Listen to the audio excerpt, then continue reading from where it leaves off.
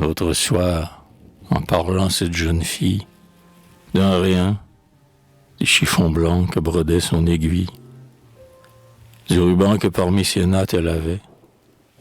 un prétexte pour mieux admirer le duvet, tes petits cheveux blonds frisant près de l'oreille,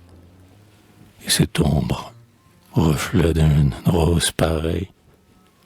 du menton mollement replié sur le cou, tout en causant, je fis, dis-je,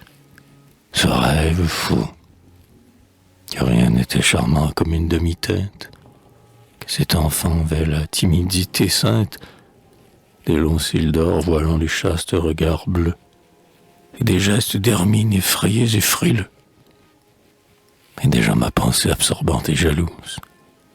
cela représentait comme une blanche épouse, pure et douce, au milieu d'un fraise intérieur, égayé par les jeux d'un bel enfant rieur. Cette impression qu'elle m'avait donnée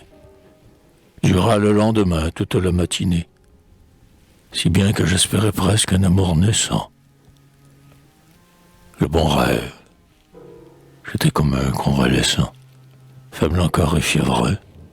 mais qui se sent renaître, mais qui, dans les coussins, auprès de sa fenêtre, devant un ciel d'avril plein d'azur rajeuni, sourit en se disant que tout n'est pas fini, tandis qu'un feu discret meurt dans les cendres chaudes, et qu'il voit au jardin en vives émeraudes, sur les arbustes noirs éclatés les bourgeons, les nuages avec lesquels nous voyageons, lui parlent d'horizon, d'air pur, de libre course, dans les grands bois charmés du murmure des sources, de la ferme, avec son bonnet de chaume blond,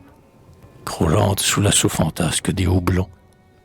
et de loin deviner à son odeur d'étable, ou, vers le soir,